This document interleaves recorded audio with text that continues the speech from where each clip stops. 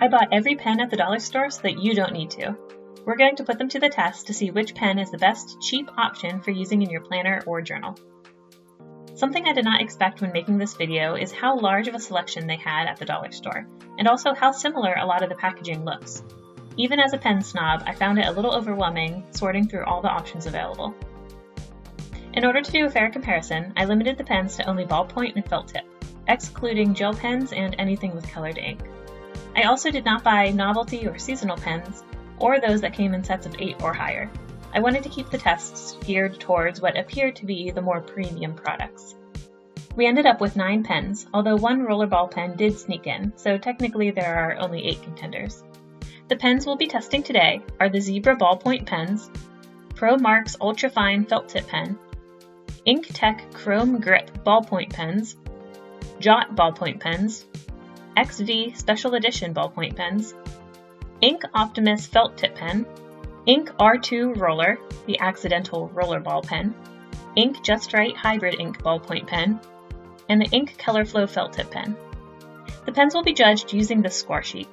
Criteria include a basic writing and swatching test, smear test, glossy sticker paper test, whether or not the cap can attach to the back of the pen, and also a bleed/ghosting test. The final score will be determined at the end, and a winner will be chosen for each type of pen, ballpoint and felt tip.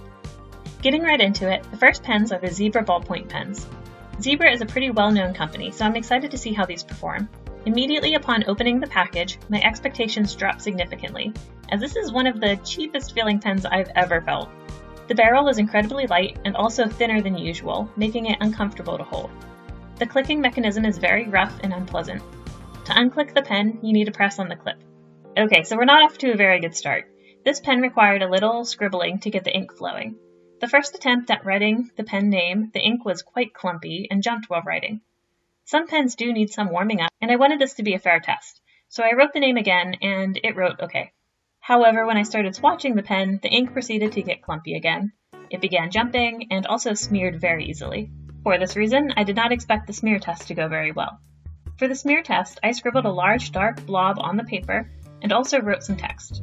After waiting 5 seconds, I tried to smear the ink. This pen failed the test and had quite bad smearing. This pen is not good at writing on glossy paper. You can see the ink jumps a lot, creating an almost dotted or dashed line effect. We'll check for bleeding and ghosting once all the other pens are finished, before awarding the final scores. Next up are the Pro Marks Ultrafine Felt Tip Pens.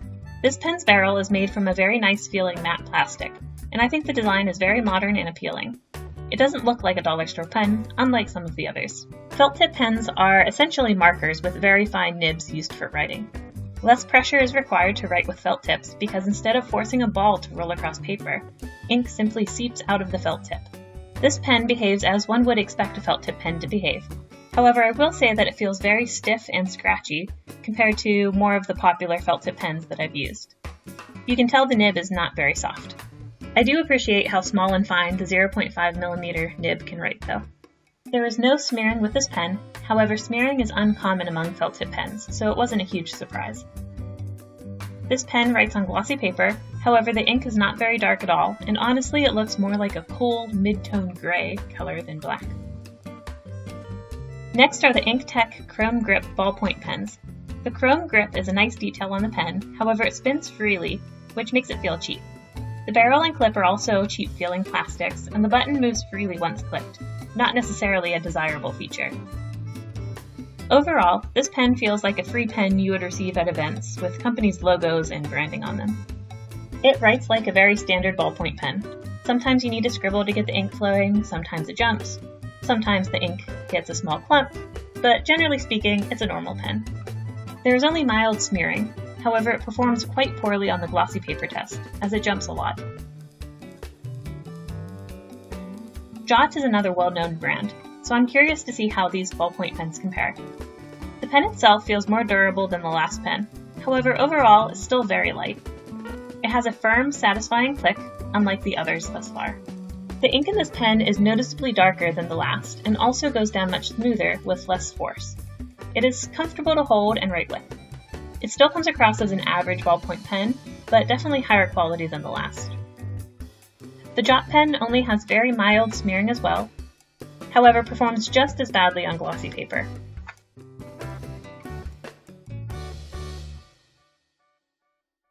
These XV Special Edition ballpoint pens were actually on an end panel near the greeting cards, not in the pen aisle like the others. Be careful when you first open the pen, as it has a small bead on the tip to prevent the ink from drying out. This pen boasts a metal barrel, which does give it a satisfying amount of weight. The click is nice and firm and enjoyable. The ink in this pen flows very smoothly, however the ball on the tip feels a little stiff. It is a strange combination, as it writes great, but you can feel and hear the very faint sound of the ball rolling across the paper. Again, it feels like your average ballpoint pen with nice ink. Overall, pretty nice. It did clump up while coloring the large patch in the smear test, but otherwise smears only slightly worse than Jot and Inktek ballpoint pens. This pen had the most interesting effect writing on glossy paper. Ink settled around the ball, avoiding the actual path of writing. This caused a halo or outline effect. Very interesting and kind of cool. The Ink Optimus is a felt tip pen, and the first of 4 different types by the same company. It would appear as though Ink is the main supplier of pens to this dollar store, judging by their wide selection of models available. This pen is made of a nice feeling plastic and does not come across as cheap. The pen clip is metal, and the cap feels nice and secure on the pen. The graphic design looks a bit dated in my opinion, but otherwise it feels like a nice pen. The ink in this pen is the darkest and nicest feeling thus far. It honestly feels pretty similar to some popular felt tip fine liners that I've used. There is no smudging, and it writes nice and dark on glossy paper. Overall, I'm really impressed with this pen. The Ink R2 roller is the accidental rollerball pen that slipped in. I'll be including it in this test and rating it, but rollerball pens are not ideal for planning, and thus it won't ultimately be a recommended pen type. Rollerball pens have a very strong, very liquidy ink, which heavily saturates the paper. It writes very smoothly, but also tends to feather and bleed through the paper. The pen itself is nicely made and feels substantial. The graphic design on this one looks nice, and I like that the cap is clear, allowing you to see the nib. As mentioned previously, the biggest flaw with this type of pen is feathering. The 0.5mm tip on this pen is also bigger than other rollerball pens that I've used. It would be very difficult to write something small with this pen. There is almost no smearing with this pen, as the ink dries very quickly. I will also say that this pen wrote beautifully on the glossy sticker paper. Nearing the end, next up is the Ink Just Right Hybrid Ink ballpoint pens. I'm not the most familiar with hybrid ink pens, but I believe the ink is supposed to be somewhere between a traditional ballpoint and a gel pen. The design of this pen is nice and does not feel cheap. It has a satisfying click and a comfortable grip. It also comes with a small bead on the tip, so make sure you remove that before using. This pen writes beautifully and is very smooth. I'm sure the hybrid ink plays a role, but it is easily the nicest feeling ballpoint pen thus far. It has very mild smudging, just like most of the other ballpoint pens, and unfortunately it does not write on glossy paper without jumping a lot. Last but not least, we have the Ink Colorflow felt tip pens. This pen feels nice and does not feel cheap. The cap locks on tight and the design on the barrel is appealing. This felt tip pen writes beautifully. The nib feels a little stiffer than the Optimus, but otherwise seems very similar. There was no smearing, and it could also write on glossy paper well. I do want to mention that all of these pens take a very long time to dry on glossy paper. Even after an hour, the ink from felt tip pens are still susceptible to minor smudging on the glossy paper. Flipping the score sheet over, all of the pens performed almost identically in terms of ghosting and bleed, except for the rollerball pen, which was noticeably worse. Now, the moment you've been waiting for. Here are the results. The Zebra ballpoint pen gets a 2 because it feels super cheap and writes terribly. The Pro Marks felt tip pen scores a 5 because it is a nice, cheap felt tip pen with a small 0.5mm tip. While there's nothing really wrong with it, there's also nothing really special about it. The Inktek ballpoint pen gets a 4 as it feels very cheap and writes like a standard ballpoint pen. The Jot ballpoint pen gets a 5 as it feels nicer than the Inktek, but still a pretty standard ballpoint pen. The XV Special Edition ballpoint pen scores a 5 as well, because while the writing is smoother, it also smears more easily and the design is lacking.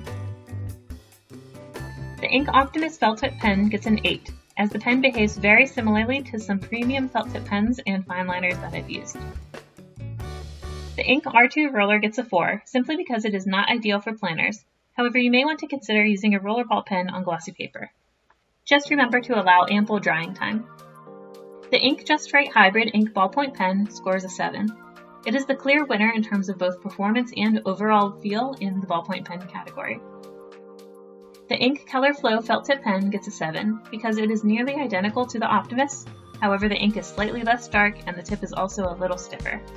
Which means the winner for the felt tip pen category is the Ink Optimus, followed by a close second by the Ink Color Flow. In the ballpoint pen category, the Ink Just Right is the clear winner, although technically a hybrid ink pen. It seems as though the Ink brand markers make some nice cheap pens. I guess there is a reason they take up so much room in the pen aisle. I also want to mention that I cannot attest to the true value of these pens compared to more premium products. Even though packs of 2 or 3 pens only cost $1, which comes out to somewhere between 33 and 50 cents each, there could be significantly less ink in these pens versus the more premium products. So even though it might cost $1 or $1.50 to get a more premium pen, it may last a lot longer and therefore actually be the better value. If you'd like to see us compare the amount of ink in dollar store pens versus the more premium products, be sure to like this video and subscribe to the channel. We hope you enjoyed our little experiment, and if you'd like to see us compare gel pens or other types of products, let us know in the comment section. Here at PlannerPeace, we believe everyone is entitled to finding peace in their planner. Check out PlannerPeace.org for free printables and to join a friendly community of planner lovers.